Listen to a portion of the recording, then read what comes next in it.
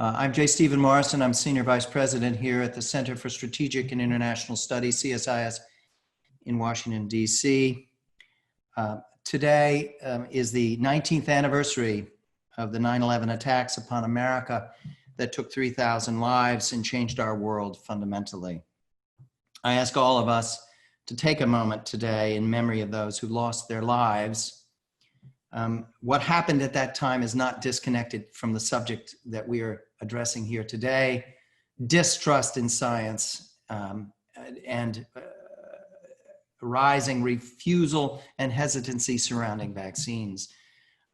One of the trigger moments for our guest author, Heidi Larson, and I'll say more in a moment about Heidi, in inspiring her to write this book, was what happened in northern Nigeria starting in 2003 in terms of refusal of polio vaccines. And that was a direct response against the perception that the West, following 9/11, had launched a campaign that was anti-Muslim. And as we'll hear from Heidi, that had profound implications globally, proliferation of rumor and action that began in northern Nigeria, that it was an epiphenomenon tied back to 9/11. We're delighted today to be hosting a close friend and leading expert in the world on vaccine confidence, Professor Heidi Larson. She's Professor of Anthropology, Risk and Decision Science, and Director of the Vaccine Confidence Project at the London School of Hygiene and Tropical Medicine. She's here today with us to discuss her freshly published book with the provocative title, Stuck: How Vaccine Rumors Start and Why They Don't Go Away. It was issued this year, 2020, by Oxford University Press. Welcome, Heidi. We're thrilled to have you with us today. Thanks, Steve. Happy to be here. I'm going to say a few words and then come back to Heidi in just a minute. The CSIS Commission on Strengthening America's Health Security, established in 2018 and now extended to 2022, is jointly hosting today's one-hour forum with another CSIS work stream, a partnership that we have with Heidi and the London School and the Vaccine Confidence Project, focused on the U.S. domestic situation. That is the high-level panel on vaccine confidence and social media disinformation campaigns. My colleague, Catherine Bliss, who's joining us today, is leading in that effort, and Heidi and I are co-chairing it.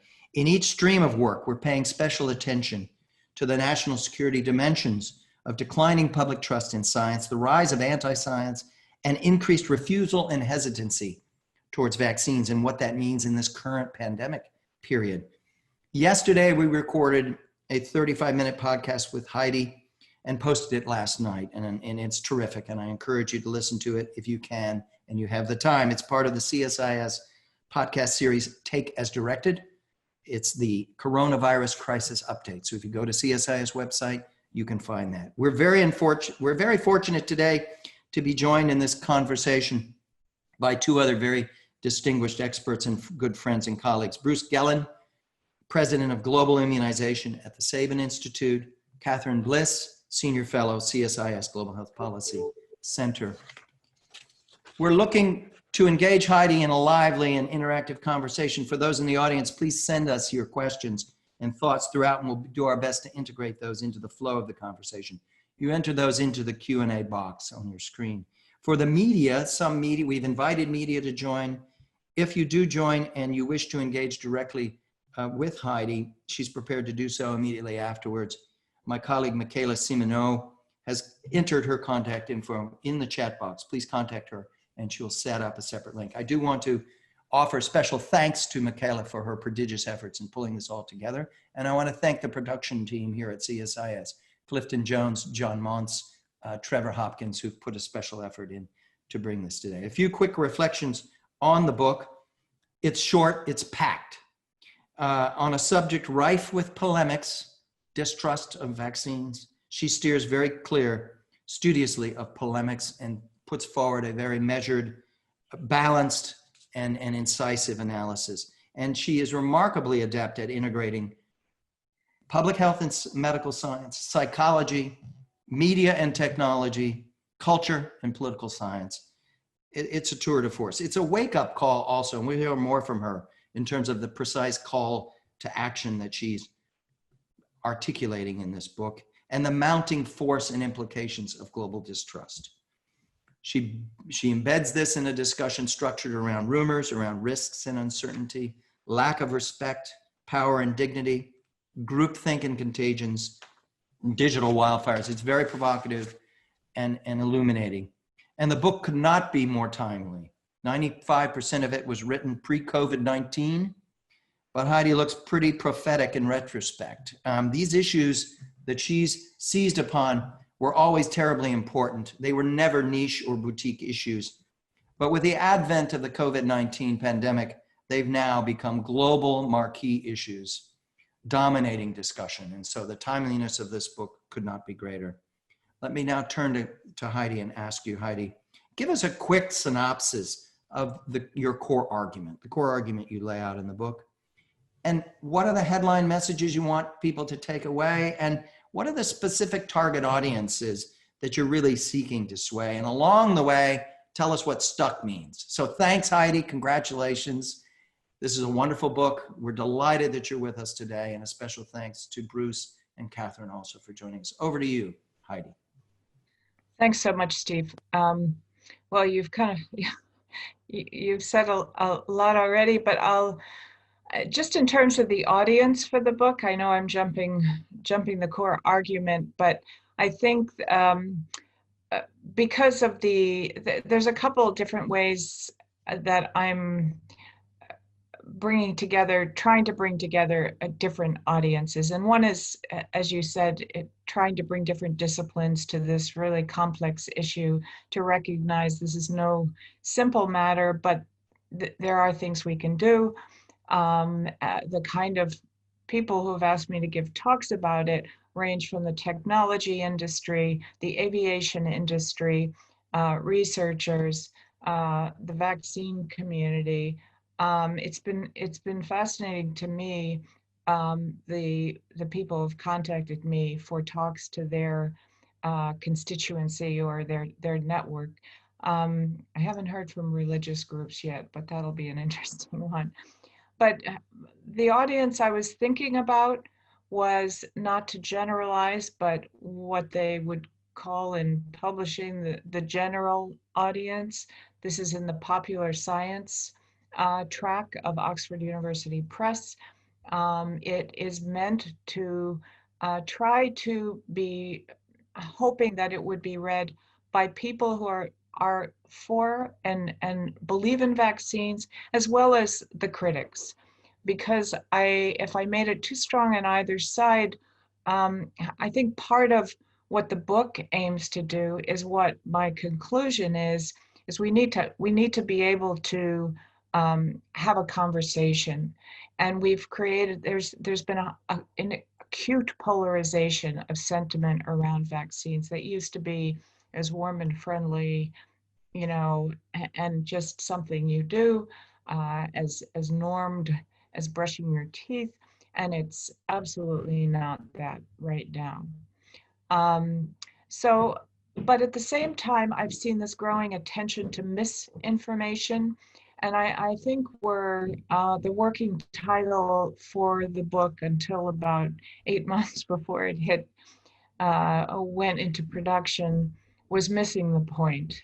Because I really felt like so much attention was going towards misinformation and we weren't looking at the drivers, what was going on behind it, what was the ferment, what were the triggers, what were the amplifying factors. And that's what the book is about. I used the topic of vaccines and the situation of vaccines in a way as a window on a lot of these other issues because and part of the vulnerability of vaccines to the issues that I talk about is because it's recommended, approved, and sometimes mandated by government. It's made by big business. And it relates to, developed by the scientific community that is often perceived as elite. So if you have any issues with those domains, vaccines is the perfect place to take it out, take your grievances out on, and that's one of the things I talk about. The premise of Stuck is that vaccine rumors are here to stay.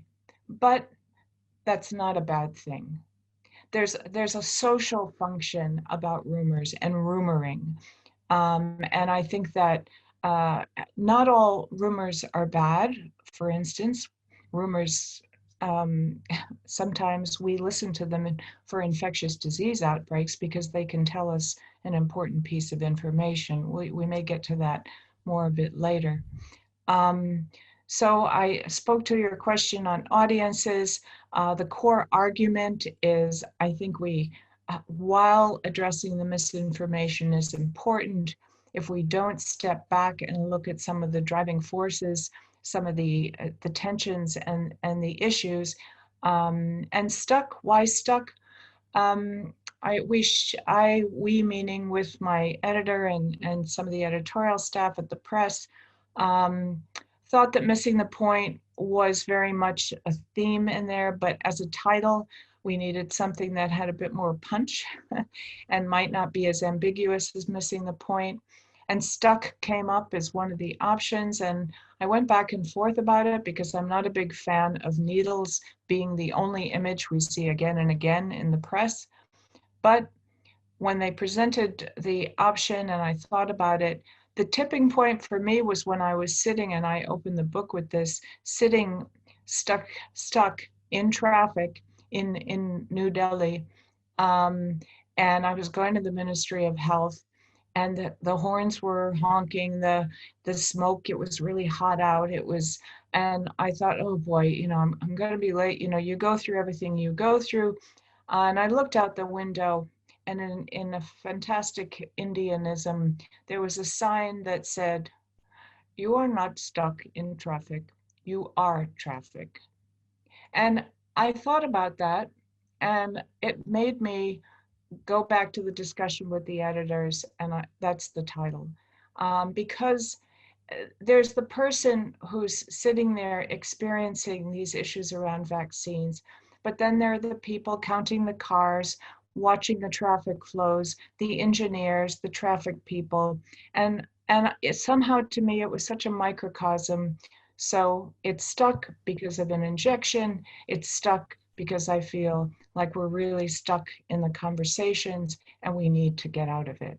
It's a So matter of you're, just to intervene for a moment here, Heidi, so your proposition is we are stuck and it's dangerous, but you're also making an argument for a call to action. And tell us a bit about that.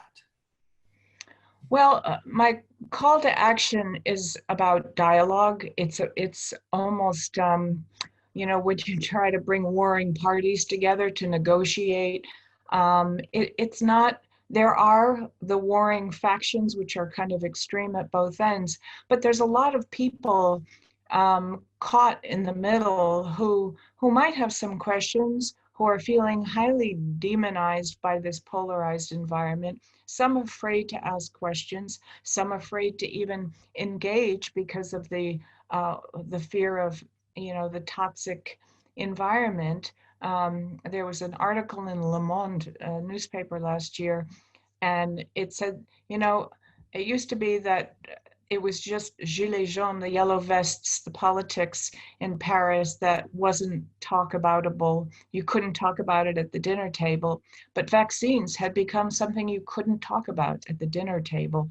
So if we can't have a conversation there, if you can't talk to someone who seems to have a different view than you do about vaccines, Houston, we've got a big problem. I mean, if you can't do it at that level, we're never going to deal with the extreme. So the call is we need to find ways to engage better.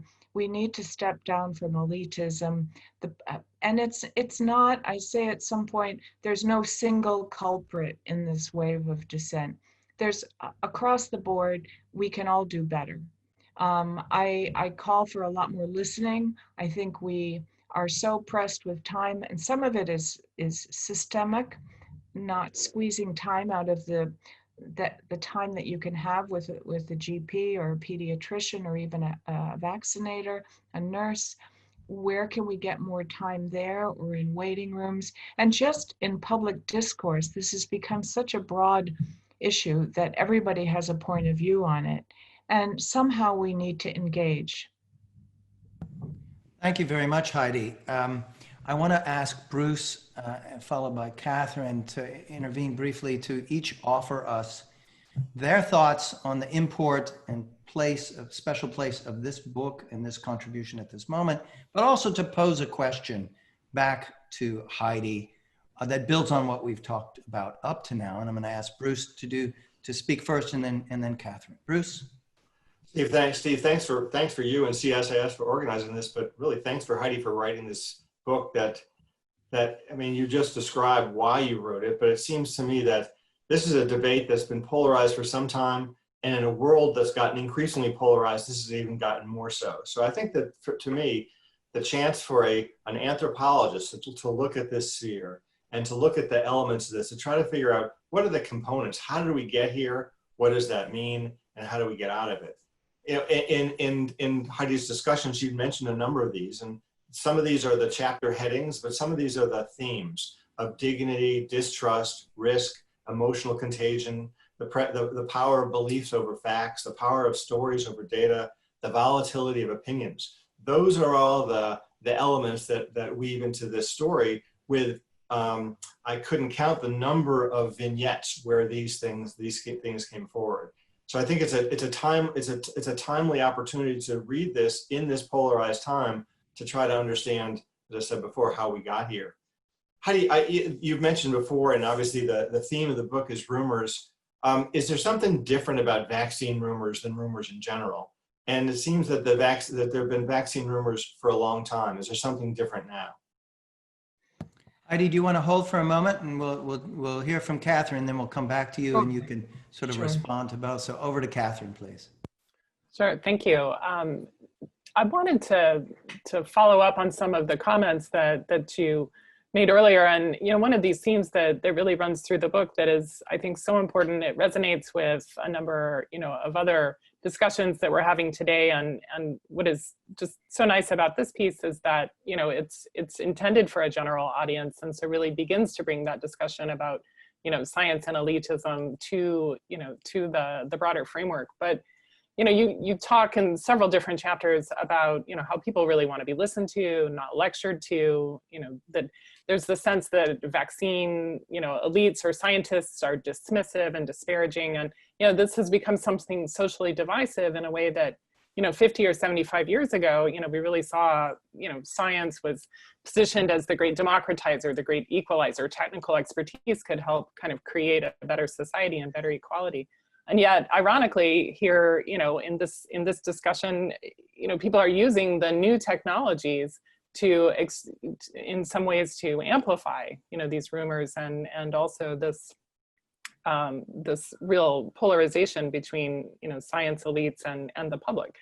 So, I guess I would just ask you to say a bit more about, how did this happen? Did the technical types or science, did it go too far? Did it become sort of morally smug or superior? And can we change the discussion only through dialogue, or how much do other sectors such as education and others need to be brought into the mix? Thank you. Back to you, Heidi.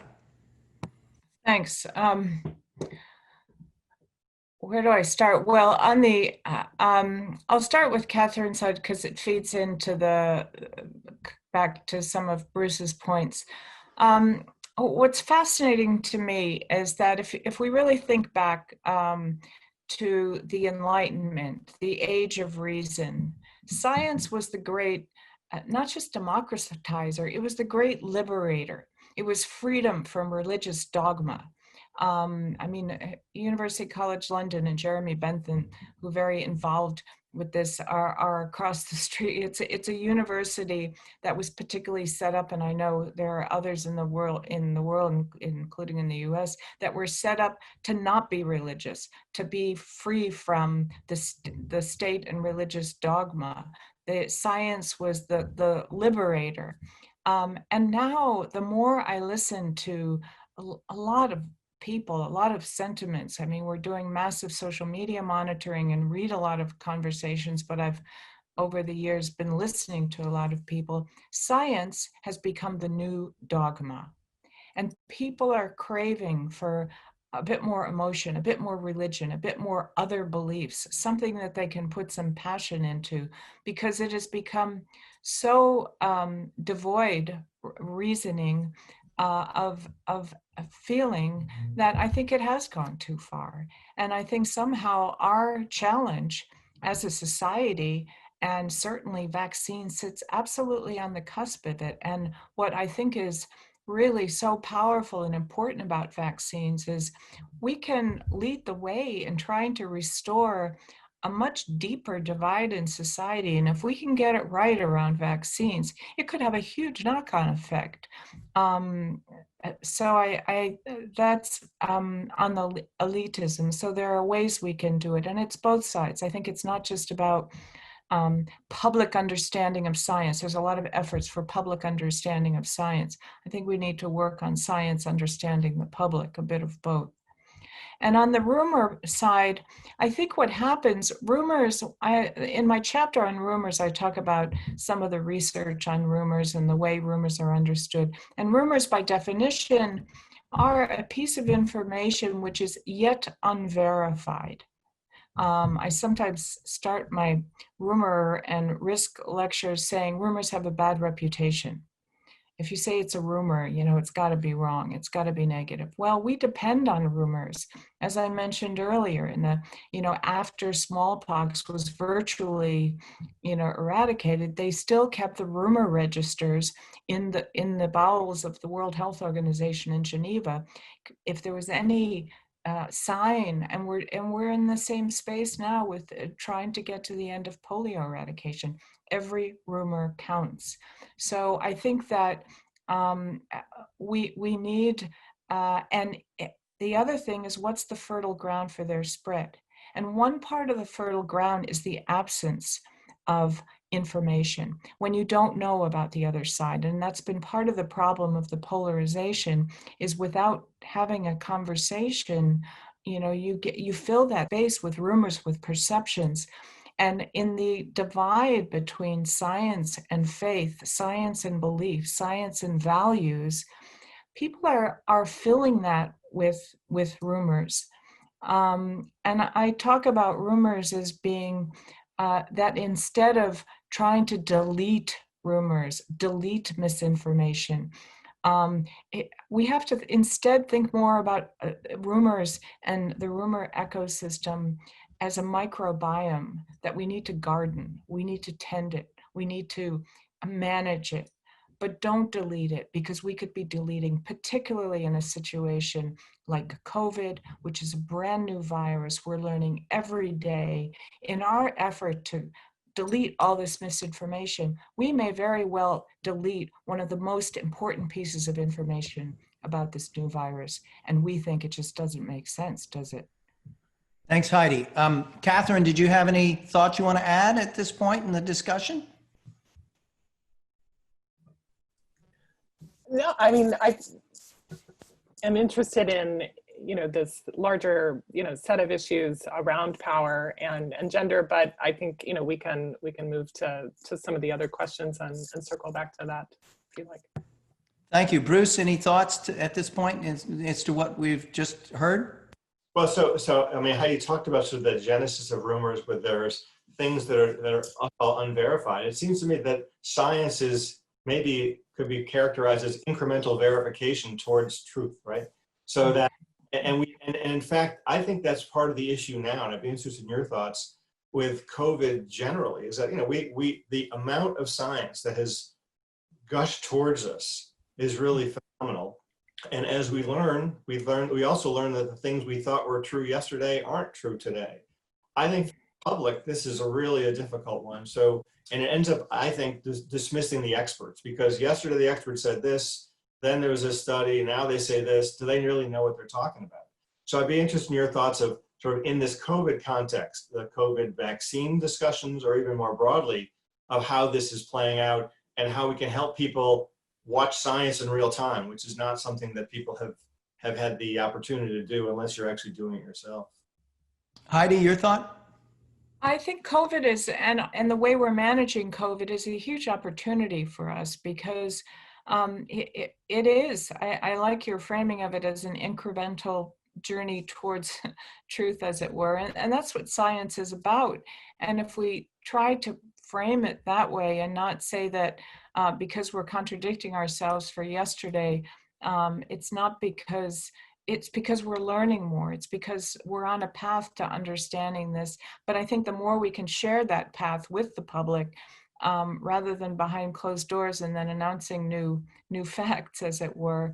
I mean, it's not so, it's harder to do than to say, but I think transparency and processes are going to be important. Particularly, we are in such an acute time of uncertainty, and I think there was a lot of hope around COVID by some that this is such a serious and really huge trauma on the planet, that the anti-vaccine people would, see the value of vaccines. In fact, there's been a convergence, a huge amplification of the anti-movements, because the libertarians, the anti-mask, the anti-government control, they're all converging together.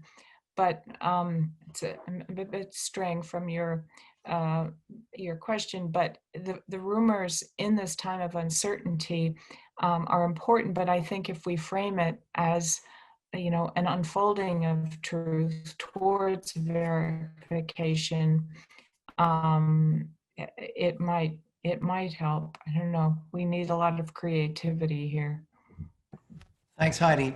I want to move our conversation now to a discussion around the national security implications in the midst of this COVID-19 pandemic. And what I mean by the implications of what does it mean to have great public distrust? I mean, we had the Kaiser Family Foundation poll released yesterday, which shows continued rapid decline in public trust in our major institutions, CDC, NIH, and some of the key personalities. Breaks very sharply along partisan lines, with more pronounced collapse among Republicans in certain respects versus Democrats. Enormous hesitation and refusal with respect to the arrival in the near future, potential arrival of safe and effective vaccines. The U.S. government's chaotic response to the pandemic has stoked this distrust against within both parties. It's quite dramatic. But when you look at what's at stake, we have 190,000 dead. We're on course to 220 by the elections on November 3rd. 28 million cases globally, 6.4 million within the United States. Economic losses globally at 20 trillion. So when you look at in terms of lives lost and threatened, lives damaged over the long haul, those that bear the consequences of this terrible disease for the rest of their lives and their families, the economic desperation and dislocation and instability that's been stoked, and the social instability, the social crisis that we're seeing, not just in the United States, but across the world. There is a profound urgency and profound stakes in terms of not just getting to safe and effective vaccines, but getting into an engagement in which these are understood to be safe and effective and welcomed, and overcoming what has become a pretty profound level of distrust. So we're making the argument that these are national security matters, that we won't get back to US leadership, a stable and safe sense of our society, restoration of economic life and stability, and globally, all of the things that we depend upon there. Heidi, I want to ask you to comment, and then come to Catherine and come to Catherine and Bruce to reflect on this argument that these are truly national security matters, and what does that mean in terms of the engagement strategy needed right now in addressing this, in a period where our government itself has been a source, in the case of the U.S., of discord and declining trust in this period. Heidi, tell us your thoughts on this. Well, as you know, I absolutely agree that it's a national security issue. Um, it's a national security issue for one, because if we don't uh, optimize and embrace uh, nationally and globally, frankly, a new COVID vaccine when we get it. The dissent, the discord, the social anxiety, the pressures that we're going through now because we don't have a vaccine, the economy, the lack of jobs, the schooling issues at every level of society. I mean, never have we had such an opportunity to show the value of vaccines in getting life back to normal, as it were. We can't rely only on vaccines, but so as a security issue, if we don't get vaccination more broadly, and if people are not accepting vaccines, we will not have the value added of the rest of life coming into order in the way that we need it desperately.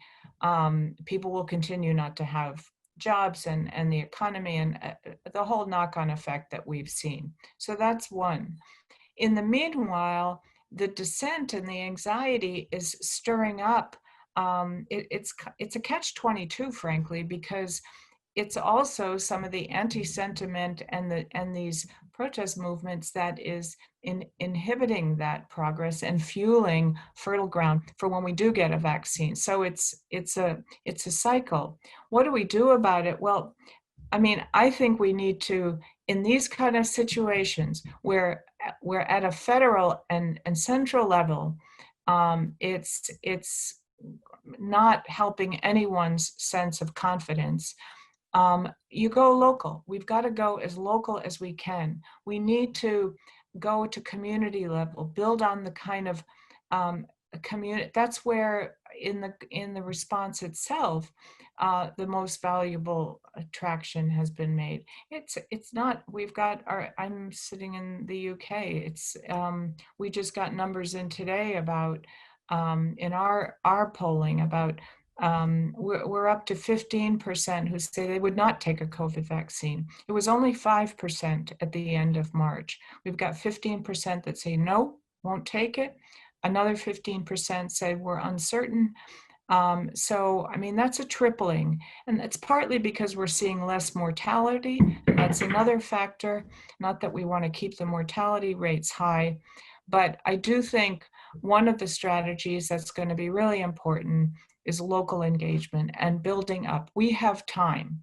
There's one thing about the vaccine, where we're at with the COVID vaccine, we have time. We need to use every minute of it to be building the trust, building a community, understand who's with us, who believes in this vaccine and who believes in the value, whether it's, and get out of the vaccine specific, not get out of, but expand on the vaccine community to school teachers, to people in all industries. I mean, I was in a meeting where we were talking about engaging with farmers, engaging with migrant workers, engaging with the different groups and especially ones who are typically excluded. At all levels, this has knock-on effects of security without it. Thank you. I just want to come back to this Kaiser survey that was released yesterday. Only 42% of participants surveyed would want to get vaccinated if a vaccine is approved Oof. and offered for free before the November elections. That means 58% will refuse, prefer not to at that point. And it's interesting, 60% of Republicans said they would not want to get the vaccine, even if it was approved before November. So, especially if it was approved before December, before November 3rd. Yeah. I mean, these numbers are astonishing in some respects, in terms of the challenge that lies right in front of our face around these issues. Catherine, you want to offer some thoughts, and then we'll turn to Bruce. Catherine. Sure. I mean, I think you and Heidi have nicely laid out, the broad parameters of the ways in which, this challenge around vaccine confidence in the COVID context really intersects with national security issues.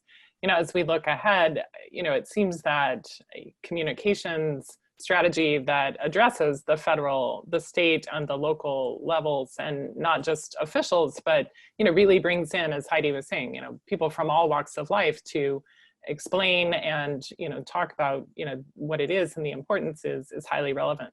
How to engage with the technology companies, the tech companies, the social media companies that are the vehicles for a great deal of the misinformation is something that we need to, I think, better understand how they can potentially work together, what kinds of processes can help ensure that accurate information and dialogue is able to take place.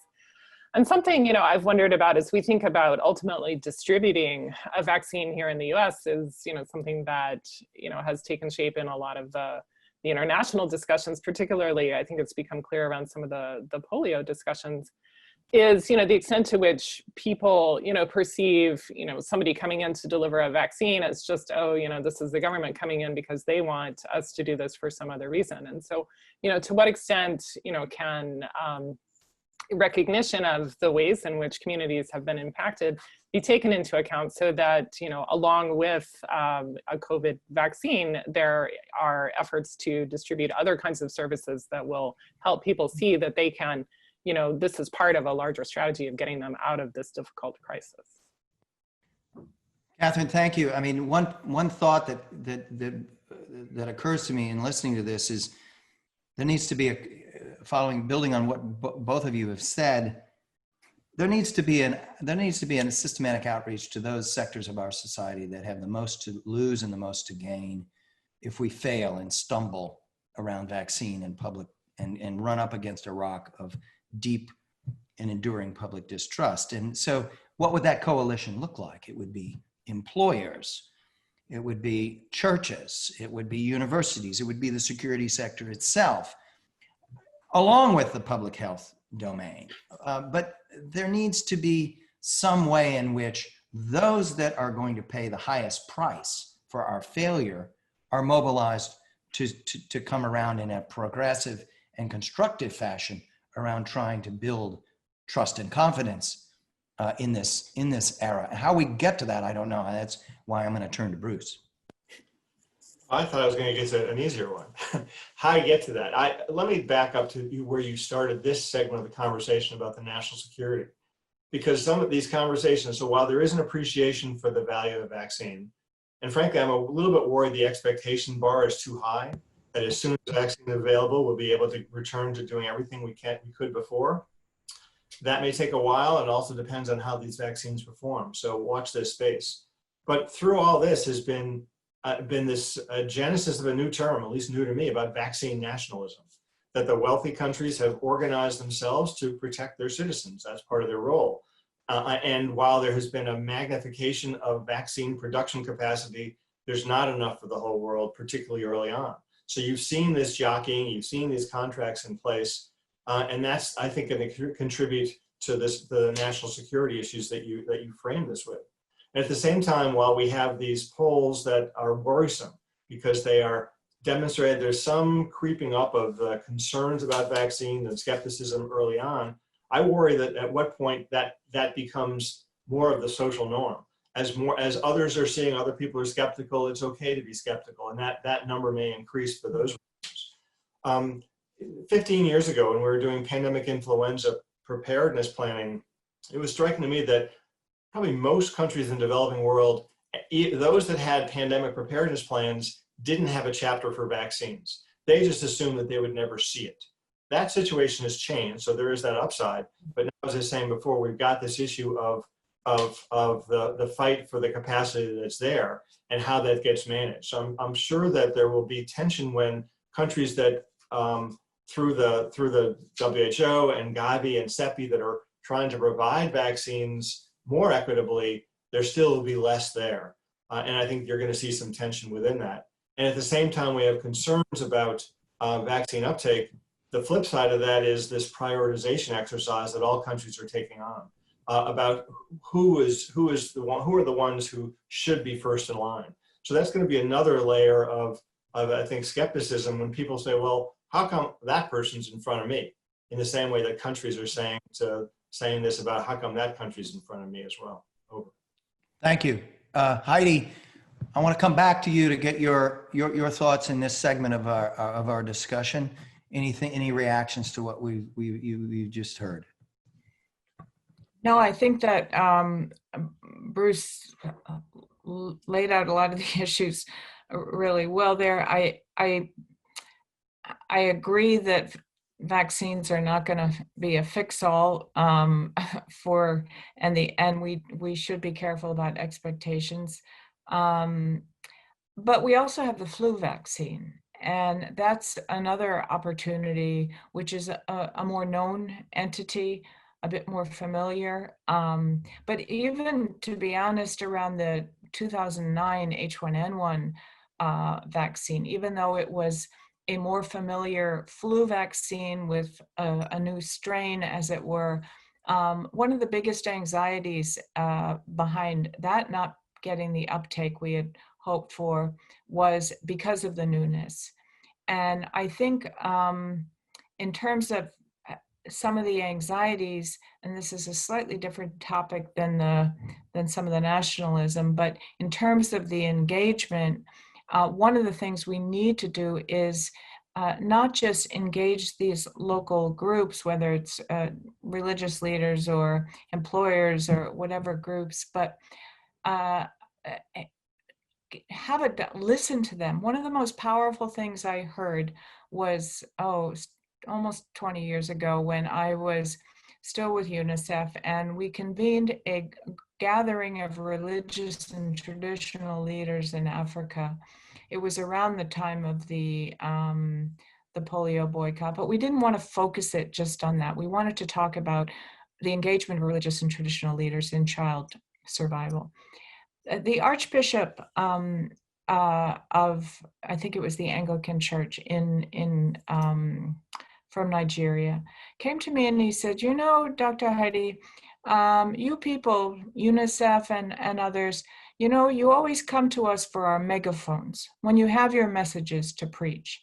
But you know, you're losing out on one of the more important things that we can help you with. And that's to bring us in early, because we know our community. We know their anxieties. We know their daily ups and downs. They come to us for celebrations. They come to us for their problems. You can come to us for your megaphone, for our megaphone and your good things, but you're missing a lot. And I think it really stuck with me.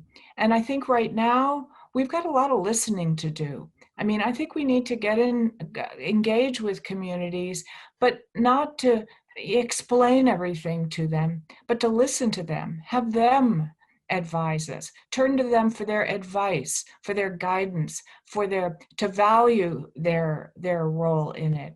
And I think that's where we need to turn the dialogue around. That's where I think we're stuck. Thanks, Heidi. Two topics I'd like to cover in the remaining 15 or 20 minutes. We may run a little bit beyond the top of the hour. The first is to reflect on this remarkable case of Andrew Wakefield. It was 22 years ago that he published in The Lancet his article based on just a few cases, 12 cases, I believe, suggesting that the MMR vaccine causes autism. That led to, that article was eventually retracted by The Lancet. He was stripped of his medical license. He was stigmatized, but he recovered, and he's based in Texas. He's become a global hero of sorts. He's become a medical populist leader of anti-science. He's seen as a martyr. He has these mantras. Vaccines cause autism. Parents know best. And he's been blessed, looking back on those 22 years, on several things that gave enormous lift to him and made him a global figure. The rise of autism in this period in the 90s. The advent of the digital era, right at the moment when this publication was coming from. The rise of populist nationalism, which he's been able to surf quite well. The rise of a global parental movement.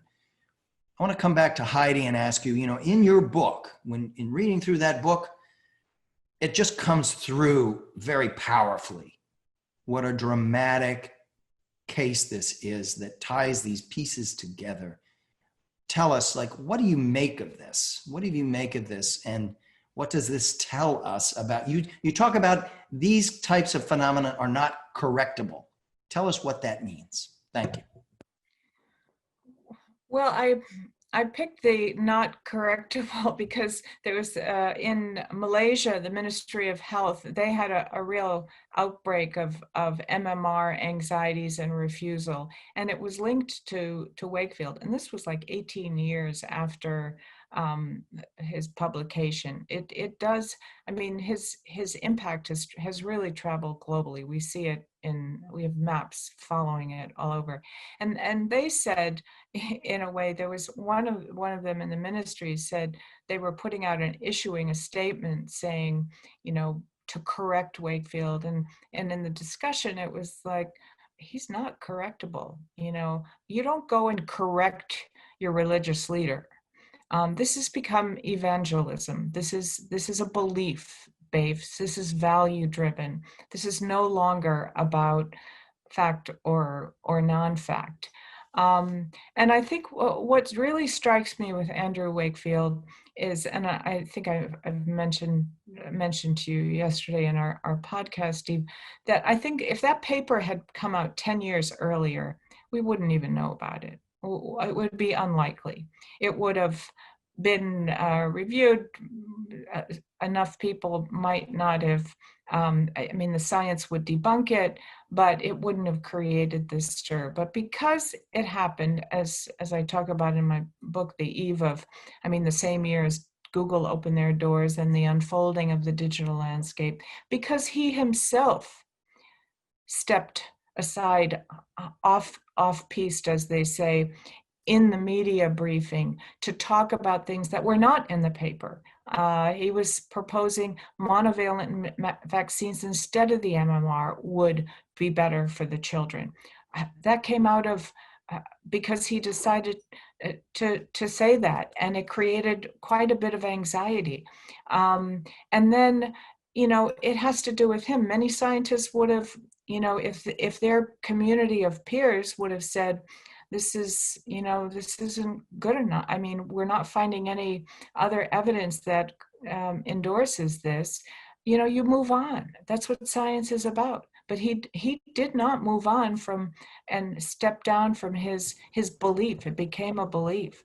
And when he was excommunicated, as it were, from the scientific community here, the medical community here, he joined a group of parents who felt equally left out, equally unheard. And it has shifted from a debate about facts to one that is about values, is about respect, is about him giving these parents a sense of dignity, that their concerns matter, that their opinion matters. And I think the more his following has grown, the more he has felt empowered and outspoken in his views. He's been very skilled also at building coalitions. Building alliances with Robert F. Kennedy Jr., flirtations with Trump himself and Trump's people. But he's also had consequences. The outbreaks within the American Somali community were directly attributable to some engagements. So this is not without without dangerous human consequences. Bruce, tell us what you make of this phenomenon and your reflections. You've watched this, you've lived this, you've seen this phenomenon. What does this mean? What are your reflections? Well, Heidi mentioned it earlier on, is that I think that one of the things that he did quite well, he talked about giving parents a voice and listening to them and the dignity for parents who didn't really have much else to hope for. Not that they could turn this around necessarily, but where autism was, particularly early on, there was not a lot of interventions that could go on. But here was somebody at least who would sit and listen to what people had to say. mean, what strikes me as another community, and this is, and Heidi may want to comment to this as well, is the Somali diaspora. And here in Minnesota, there was an outbreak of measles, and that was directly attributed to this dialogue. And that was a conversation that was really wherever the Somalis were. So they had their own conversations, regardless of geography. So you can see there's another cultural layer to these conversations. But in that one particularly, I think it's worth thinking in a different way. That what I heard from the public health people in Minnesota was that prior to that, the vaccination levels were pretty high in the community. And then once I believe Wakefield even went to Minnesota, but after that, the other vaccines stayed at a relatively high level, and there was the rates for measles component of the vaccines were cut in half. What strikes me about that is these are the same communities or the same culture hearing the same thing, and who are the people who kept coming despite that? So I think there's something to learn there about what is it about who accepts vaccines, not who declines them. And because I think increasingly as vaccines have their impact and the diseases that they prevent are less and less prominent, we're going to have that consideration as well, as why would people keep coming to get vaccinated when the diseases are less and less frequent. But getting back to the Wakefield thesis, particularly early on, it seemed that he had he was somebody who went out of his way to be an active listener. I think that's where Heidi started, about the need for the public health community and the medical community to take that role even more, despite some of the systemic issues of time. Thank you. Thanks, Bruce. Catherine, maybe you can also reflect on your time in Texas in this period, but I don't want to force you to talk about that, but your insights into what's happened in Texas might be useful too. Any thoughts?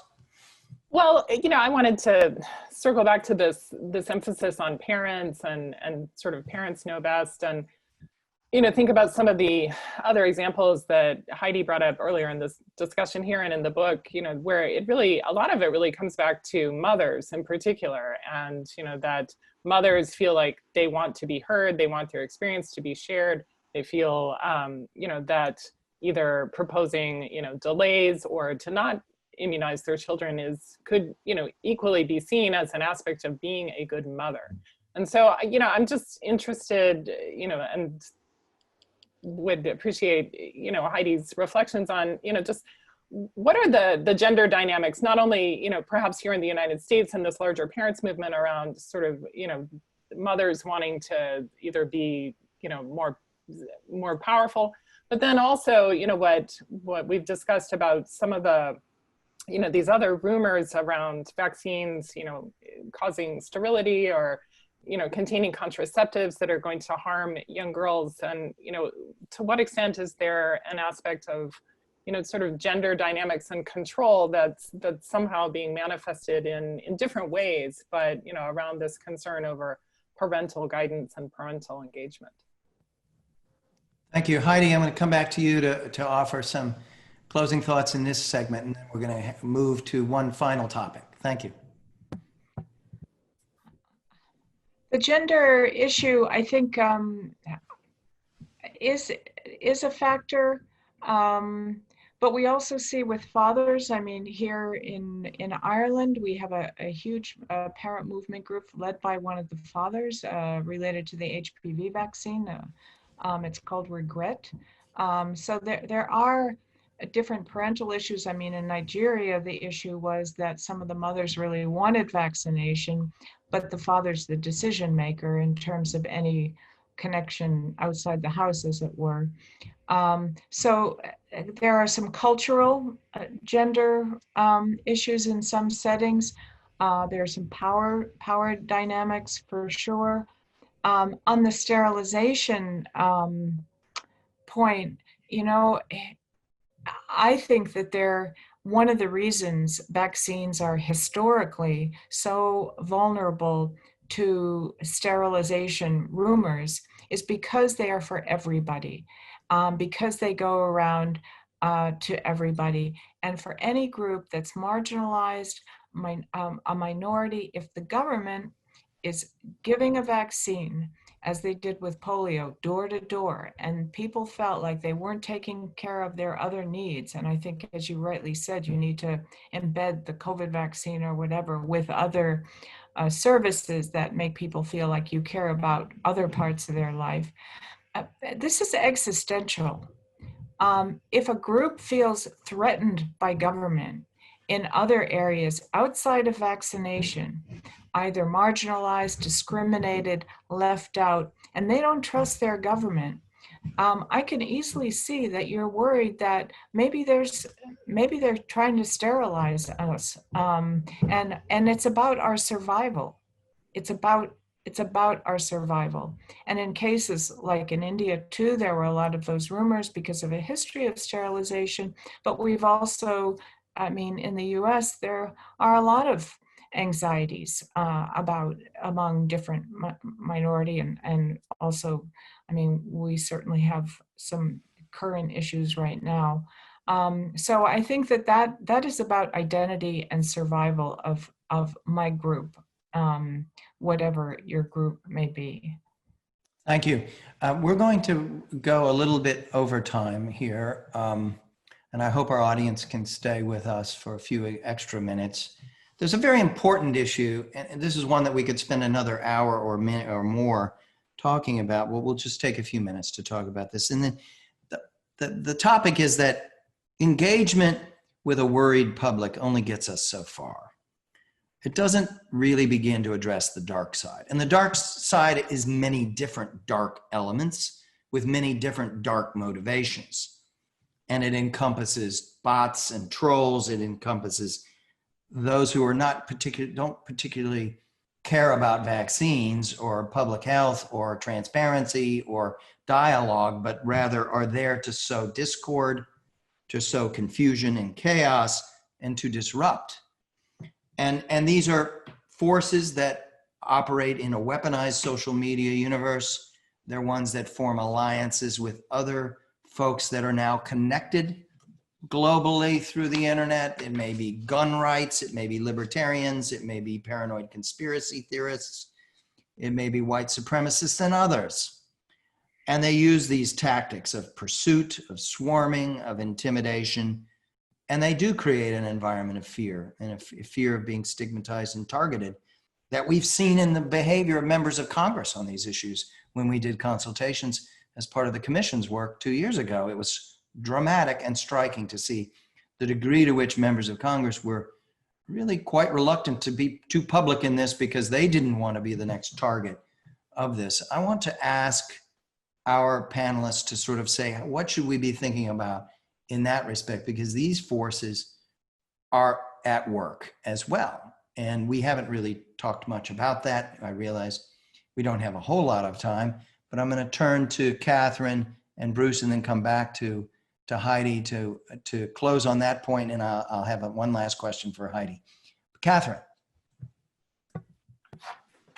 I think, one of the things that we're trying to do through this panel and some of the other work around the national security implications of the challenge of vaccine hesitancy within the COVID crisis is understand the linkages among the different groups that are perhaps weaponizing and using this issue as a way of creating division and trying to understand the different levers that may make the most sense. And we've talked about better kinds of communications, but the extent to which there can be agreement and consensus and cooperation among the different social media groups for thinking about how to either create more open dialogue or identify ways that that some of this becomes very harmful is something I think to consider. How we do that at a national, state, and community level I think remains to be seen. Thank you. Bruce, your thoughts? Yeah, I think Catherine's right. It's about understanding. I often think about those who watch the television from the front and those who know how to fix it from the back. And we need to have the dialogue with those who know how the wiring works. That's not going to solve that problem. It's going to help us understand the flow of information, as Catherine said, who the co-travelers are. Okay, I think that's going to be an important element. Where that takes us, I'm not sure, but there's this field that maybe that's where we should explore of network science to dive into that, to understand where these connections are, where the co-travelers are as a diagnostic tool of trying to figure out about where to go next. Last year, Saban has a partnership with the Aspen Institute. We call it the Saban Aspen Vaccine Science and Policy Group. And maybe we can make the report available that was put out in June, because they took on this issue of vaccination hesitancy. And one of the big ideas that they suggested was exactly what Catherine was saying, was to have a better conversation with the social media platforms, not to make them do things. As Heidi said, we're not going to extract all the misinformation from the internet, but to really look at this, to have this common conversation, to have them look at this issue through the lens we've been talking about, and how to think of how we might have some opportunities to intervene. It's a long way to go. There are obviously, First Amendment issues here too. That's not the point. But how do we better understand the flow of information as a way to guide it? Thanks so much, and thanks so much, Bruce. And that report was really sterling and highly impactful, and congratulations on that. It was a big advance in our understanding. Heidi, your thoughts on this topic? Yeah, I think a lot about the dark side and the actors. I don't think it's two different options. I don't think the engagement with the undecided and the hesitance is instead of the extreme anti-networks. My view is that part of the reason they're getting traction is because the hesitancy is growing, and if we don't build the resilience there, that's one piece of the bigger picture. I'm not saying to not take some actions to rein in some of these darker, negatively disruptive forces, but I wouldn't see it as one instead of the other. Not that you were suggesting that, but I do think that part of the strategy with engaging in the middle and building the resilience is a mitigating factor, hopefully, with these other actions. I work a lot with, or dialogue a lot with, the social media platforms. I think one of the issues is that Facebook could close their doors tomorrow, and this issue would not go away. Since they opened their doors in 2006, there are many different kinds of platforms. There are deeper platforms. The more the restrictions get put on the more popular ones, the more they're going underground with alternative, much more open back-end networks. So I think that we need to understand these dynamics, but we also need to look at an ecosystem, because if you knock one down, they're just going to shift. So we have to do it in a much more coordinated looking at the flow of these information, because if we push it down too deep, we're not going to know it, and it's going to be even harder for us to engage around it and respond to it. It's not an easy thing. It's taking a lot of work. I think actually another option, to be honest, is I think there can be some more legal action against some of the harms caused, against some of the products that are sold, which don't currently, I mean, a lot of the alternative products don't have the same kind of safety rigor that is put on medicines and vaccines. Maybe there are things we can do to rein that part in. But I do think that there is space for some legal action when it comes to causing harm there. So I think there's a lot of things that we need to explore more. I do think there's always the issue of of freedom of expression and liberation and the liberty of expression. The UN High Commission on Human Rights a couple years ago had an extraordinary rapporteur to particularly look in this issue, because there's a lot of concern that, you know, if we start to get precedents of governments imposing restrictions on social media companies, that could be easily abused by authoritarian states.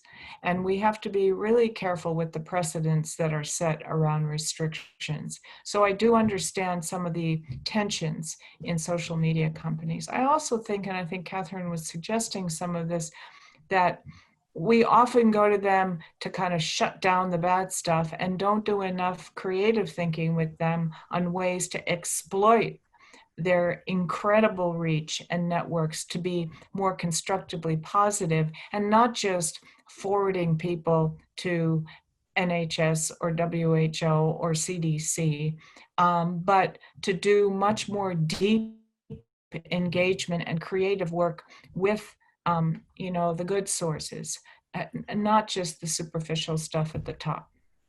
Thanks, Heidi. We're getting towards the end of our time. I want to offer special thanks again to Michaela Simoneau, our colleague at the Global Health Policy Center, who pulled all of this together on short order and very effectively. And I want to thank Clifton Jones and John Montz from our production team, who've done a great job in bringing us to where we are today. Heidi, congratulations on the book, and thank you for spending so much time with us on the podcast yesterday and today, and special thanks to Bruce and Catherine for their contributions today. Heidi, just to close, give us a minute or two on what gives you the greatest hope and strength looking ahead on these very gnarly and difficult matters that we've been discussing today. What is it that gives you the hope that we're going to see progress in the near to medium term? Well, the last line of my book is that I'm a patient optimist. I think this is there's no quick fix here, but I do see huge opportunities in a younger generation of scientists who are much more sensitive to the importance of public engagement. They're much more digitally fluent. I don't think they have the same shyness or anxieties about jumping into social media spaces, as we have a bit of a digital disconnect with the, you know, health policymakers, authorities, and the medical community now. And I think some of that will evolve as younger medical professionals and health authorities and decision makers have grown up together with this kind of new environment we live in. So some of that will evolve, not without concentrated work on the content.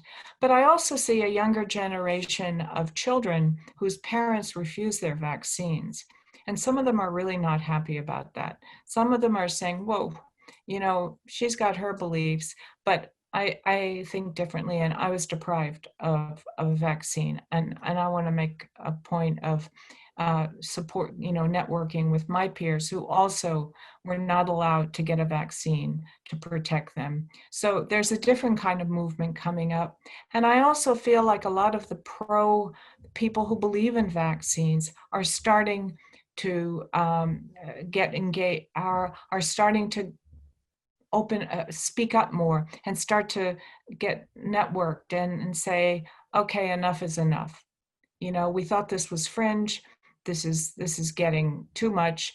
My child's at risk. I'm at risk. I mean, COVID vaccine is going to be much more adult vaccine. So that's a different group. So I have a lot of hope. I also have a fantastic multidisciplinary group of young researchers around me that, you know, they're my biggest inspiration, that keep me motivated, and I'm not worried. I feel like, you know, they're off and running, and there's a lot of hope for the future. Thank you. Thank you so much, Heidi. It's really nice to close on that very positive and eloquent note. Again, congratulations. And thanks to our audience members who've been with us for a little bit more than an hour for this conversation. I hope you enjoyed this, and we are now going to adjourn.